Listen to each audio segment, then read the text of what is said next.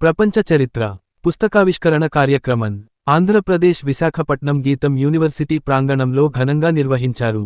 ఆంధ్రప్రదేశ్ మాజీ మంత్రివర్యులు దగ్గుబాటి వెంకటేశ్వరరావు రాసిన ప్రపంచ చరిత్ర పుస్తకావిష్కరణ కార్యక్రమంలో పాల్గొన్న ముఖ్యమంత్రి నారా చంద్రబాబు, మాజీ ఉపరాష్ట్రపతి వెంకయ్య నాయుడు, కేంద్ర ఆర్థిక మంత్రి నిర్మలా సీతారామన్, ఎంపీ శ్రీ భరత్, ఎంపీ దగ్గుబాటి పురంధరేశ్వరి, మంత్రులు, ఎంపీలు, ఎమ్మెల్యేలు మరియు వివిధ రంగాల ప్రముఖులు.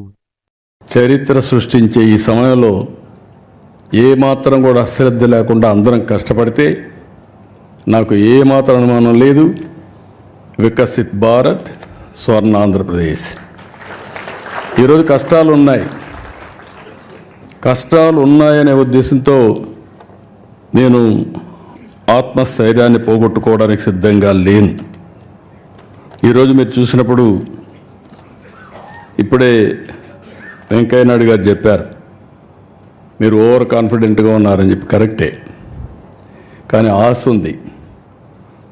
ప్రధానమంత్రి గారు 2047కి భారతదేశాన్ని ఒక అగ్రదేశంగా 1, 2 ఆర్థిక వ్యవస్థలుగా తయారు చేయాలనుకున్నప్పుడు అందులో నెంబర్ 1 స్థానంలో నా తెలుగు జాతి ఉండాలనేది నా ఆకాంక్ష. అదే సమయంలో ఈరోజు చాలా కష్టాలు ఉన్నాయి. నేను ఇప్పుడు కూడా వస్తూ నిన్న ఢిల్లీకి వెళ్ళి అడిగాను. నేను మార్నింగ్ కూడా ఒక మాట అన్నాను మినిస్టర్ గారితో. ఆవిడ ఎంత ప్రాంప్ట్గా నాకు ఇబ్బందులు ఉన్నాయని చెప్తే, చెప్పడమే కాదు డైరెక్ట్గా నా ముందరనే ఫోన్ చేసి ఇమీడియట్గా ఫండ్స్ రిలీజ్ చేయమని. తర్వాత ఈ రోజుకి నాకు ఆ డబ్బులు కూడా వచ్చాయి. వచ్చిన తర్వాత మార్నింగ్ వండుకొని వారు మాట్లాడుతుంది, మీకు పని కూడా అయ్యిందండి అని చెప్పారు. చాలా సంతోషం చెప్పాను, కంగ్రాచులేషన్ చెప్పాను. నేను ఒకటే చెప్పా, ఆంధ్రప్రదేశ్ వెంటిలేటర్ మీద ఉంది. మీ డాక్టర్గా మీరు ఇచ్చిన మెడిసిన్ వల్ల వెంటిలేటర్ నుంచి బయటకు వచ్చాం. ఇంకా కూడా ఆరోగ్యం బాగుపడలేదు. ఇంకా కొన్ని రోజులు మీ ట్రీట్మెంట్ అవసరం మేడం అని చెప్పి మార్నింగ్ కూడా రిక్వెస్ట్ చేశా.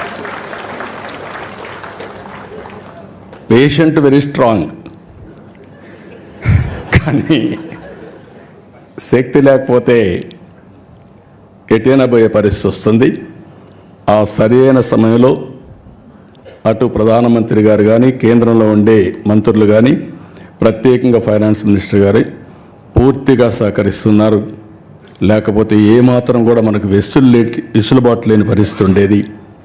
అలాంటిది ఈరోజు మనస్ఫూర్తిగా మీ అందరి తరపున కూడా అభినందిస్తూ, కానీ ఆ శక్తి కూడా మనకు ఉండేది. మీరు చూస్తే 25 సంవత్సరాలు ఐటీ నేర్చుకొని ఈరోజు ప్రపంచమంతా వెళ్ళి ప్రపంచంలో అన్ని దేశాల కంటే మన వాళ్ళు ఎక్కువ తలసరి ఆదాయం సంపాదిస్తున్నారంటే అది తెలుగు వారికి ఉండే శక్తి, సామర్థ్యం, పట్టుదల అని చెప్పి కూడా నేను మీకు తెలియజేస్తున్నా. Get your personal loan today through BSK associates. యువ భారత్ టీవీ నందు మీ పర్సనల్ ఇంటర్వ్యూ మరియు వ్యాపార ప్రకటనల కొరకు ఈ నెంబర్ని సంప్రదించండి. వీక్షకులకు ధన్యవాదాలు.